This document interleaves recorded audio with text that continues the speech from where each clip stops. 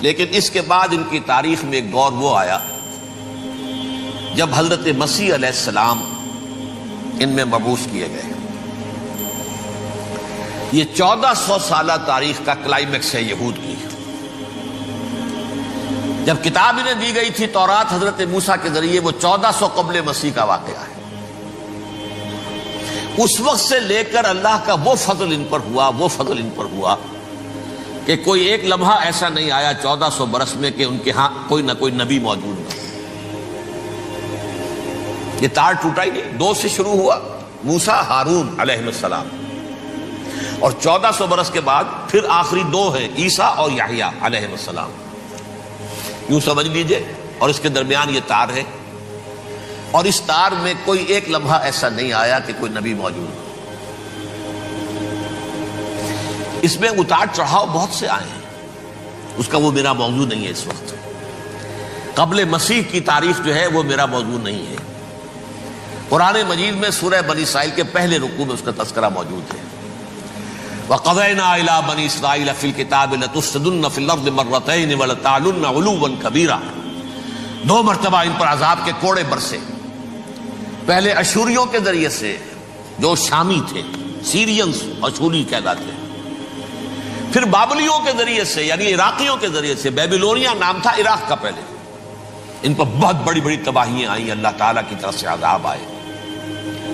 اس کے بعد پھر دوسرے دور میں دوسرا اقتدار کا دور آیا، خرمستیاں بڑھ گئیں، تو پہلے گریکس کے ذریعے سے، یونانیوں کے ذریعے سے، اور پھر رومیوں کے ذریعے سے انہیں پسوایا گیا۔ یہ دور گزر چکے تھے ان پر، 2 عروج کے دور اور 2 زوال کے دور۔ میری چھوٹی سی کتاب ہے تنظیم اسلامی کا تاریخی پس منظر، 6-7 روپے کی ہوگی، اس کو آپ دیکھیں گے تو اس میں اس کا پورا نقشہ آپ کو مل جائے گا۔ ویسے تو یہ کہ میری جو ذرا بڑی کتاب ہے سابقہ اور موجودہ مسلمان امتوں کا ماضی، حال اور مستقبل، اس میں میں نے ان معاملات پر بڑی تفصیل سے بحث کی۔ بہرحال یہ جو دور تھا ان کا 1400 سالہ، وہ اونچ نیچ سے ہوتا ہوا جب آیا ہے حضرت مسیح کی بعثت پر، تو ان کی شرارت کی انتہا یہ ہو گئی کہ اللہ تعالیٰ نے مسیح کو رسول بنا کر بھیجا، رسولاً الی بنی اسرائیل۔ حضرت موسیٰ اور حضرت عیسیٰ کے درمیان رسول کوئی نہیں ہے، سب نبی ہیں۔ حضرت موسیٰ رسول تھے اور حضرت عیسیٰ رسول ہیں، درمیان میں داؤد ہو، سلیمان ہو، یشعیاہ ہو، زکریا ہو، یہ سب نبی ہیں، یحییٰ نبی ہے، رسول نہیں ہے۔ لہذا وہ شہید کر دیے گئے، رسول شہید نہیں ہو سکتا، قتل نہیں ہو سکتا۔ لیکن عیسیٰ اور موسیٰ کے درمیان 1400 برس ان کے جو ہیں، اس کا کلائمیکس ہے حضرت مسیح علیہ السلام کی بعثت، اور حضرت مسیح علیہ السلام کو جسے اللہ نے اپنی روح قرار دیا، روح منہ، کلمتہ القاہا الی مریم، اللہ کا کلمہ، عظیم ترین معجزات۔ انہوں نے کیا کہا؟ یہ ولد الزنا ہے، حرام زادہ ہے، معاذ اللہ، نقل کفر نہ باشد، یہ جادوگر ہے، یہ مرتد ہے، یہ واجب القتل۔ اصل حکومت اس وقت رومیوں کی تھی حکومت، لیکن انہوں نے انہیں آٹونومی دے رکھی تھی، اپنے مذہبی معاملات تم خود طے کر سکتے ہو۔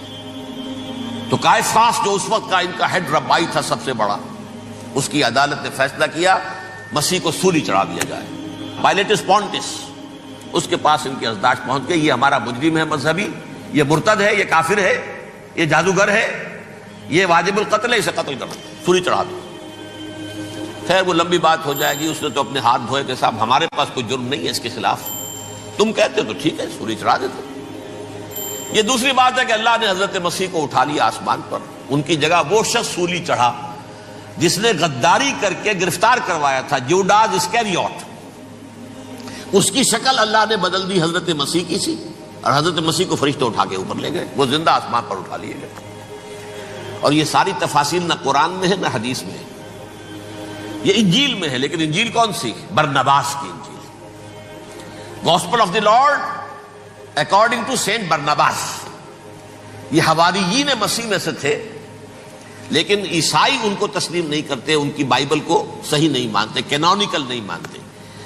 100 انجیلیں تھیں، 104 تھی، جن میں سے 4 چنی ہیں انہوں نے، یہ بتی اور جان اور مرقس مارکس، یہ ہے تو یہ 4 انجیلیں ہیں، انہوں نے تسلیم کی کہ یہ کینونیکلز ہیں، یہ تو ہیں حقیقی، باقی جو ہیں 100 اس کو وہ تسلیم نہیں کرتے۔ ان میں سے ایک ہے یہ برنباس، اس میں یہ تفصیل ہے کہ اللہ تعالیٰ نے اس شخص کی، جیوڈاس کی، جیوڈاس اس کو انگریزی میں کہتے ہیں، اس کی شکل بدل دی حضرت مسیح کی سی، وہ گرفتار ہوا، وہ سولی چڑھا۔ وہ غدار تھا، غداری کی سزا اسے ملنی تھی، وہ مل گئی۔ حضرت مسیح کو فرشتے 4 اٹھ رہے ہیں، جس کوٹڑی میں حضرت مسیح مقیم تھے، ایک باغ کے اندر روپوش تھے، اس کی چھت پھٹی ہے، 4 فرشتے آئے ہیں، حضرت مسیح کو اٹھا کر لے گئے ہیں، چھت برابر ہو گئی ہے۔ اس کے بعد وہ شخص پکڑا گیا۔ بہرحال حضرت مسیح کو اللہ نے اٹھا لیا آسمان۔ لیکن وہ دن ہے کہ اس قوم کو اب مغضوب علیہم قرار دے دیا۔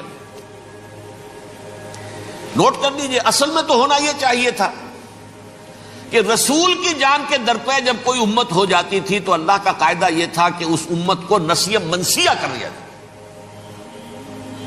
حضرت نوح کی قوم کو ختم کیا یا نہیں؟ حضرت ہود کی نگاہوں کے سامنے قوم عاد برباد کی گئی یا نہیں؟ حضرت صالح کی نگاہوں کے سامنے قوم سمود برباد ہوئی؟ یہ اللہ کا قاعدہ رہا۔ سدوم اور عمورہ کی بستیاں حضرت لوط علیہ السلام جہاں بھیجے گئے، مدین کا علاقہ جہاں حضرت شعیب بھیجے گئے، اہل فرعون جن کی طرف موسیٰ کو بھیجا گیا، سب ہلاک کر دیے گئے۔ کیونکہ رسولوں کے بارے میں اللہ کا ذات، نبیوں کے بارے میں یہ بات نہیں ہے۔ نبی آیا، اس نے دعوت دی، جس نے مان لیا اچھا کیا، اپنے لیے اچھا کیا، نہیں مانا اس کی اپنی جو ہے آپت برباد ہو گئی۔ دنیا میں کوئی فیصلہ اس کا نہیں ہوتا، لیکن رسولوں کا معاملہ یہ ہوتا ہے کہ دنیا میں وہ اللہ کی عدالت بن کر آتے ہیں۔ مانو گے تو بچو گے، نہیں مانو گے ہلاک ہو جاؤ۔ تو اس اعتبار سے وہ مستحق تو ہو چکے تھے اس کے کہ انہیں ہلاک کر دیا جائے۔ اب اللہ کی کوئی خصوصی مشیت ہے، اس میں کیا حکمت ہے؟ وہ ہے ایک حکمت، میں بعد میں اگر وقت ہوا تو بتاؤں گا۔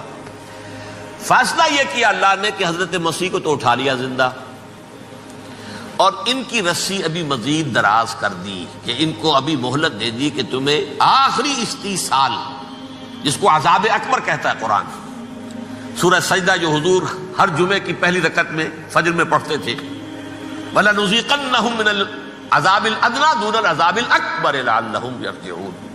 چھوٹے چھوٹے عذاب اور ایک بڑا عذاب، جبکہ قوم بالکل برباد، نسیم منسیہ، کأن لم یغنوا فیہا، ایسے ہو جائیں جیسے کوئی تھے ہی نہیں آبادیاں، لا یرا الا مساکنہم، اب ان کے مسکن نظر آتے، مکین نظر نہیں آتے۔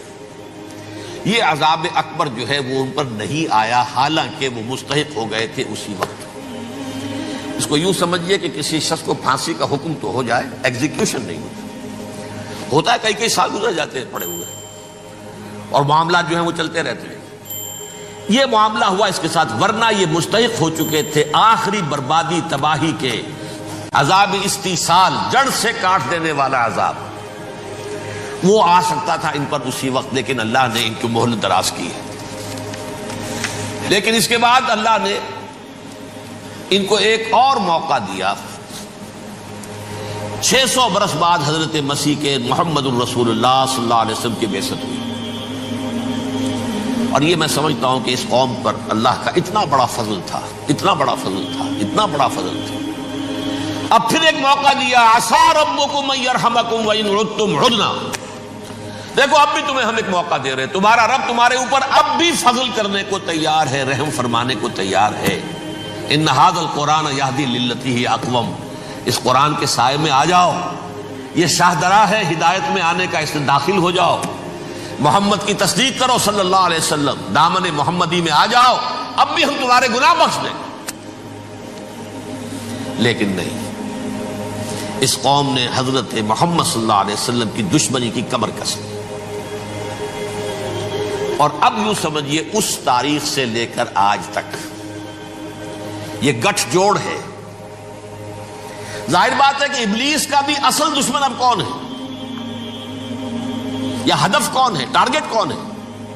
جنہوں نے محمد کو نہیں مانا صلی اللہ، وہ تو ہے ہی جہنمی، ان پر کوئی اور محنت کرنے کی ضرورت کیا ہے؟ سمجھ گئے میری بات؟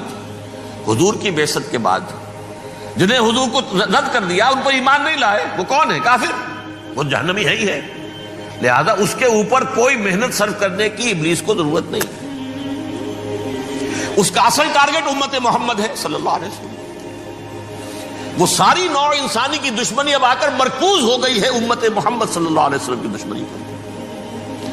اور اسی طرح یہود کا معاملہ، اگرچہ ویسے پوری نوع انسانی کے دشمن ہیں، انہیں حیوان سمجھتے، ان کی جان مال اپنے لیے مباح سمجھتے ہیں، جس طرح چاہیں لوٹے کھسوٹے کھائیں پیے انہیں، لیکن اب ان کی بھی دشمنی کا سب سے بڑا مرکز امت محمد. کیوں؟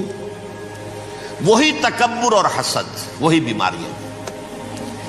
انہیں تکبر یہ ہو گیا تھا کہ 2000 سال سے یہ نبوت ہماری میراث، ہماری جاگیر. بنو اسرائیل کے اندر سینکڑوں نبی آئے، 3 کتابیں اللہ نے ہمیں عطا کی. یہ کہاں سے آ گیا محمد صلی اللہ علیہ وسلم؟ معاذ اللہ ثم معاذ اللہ.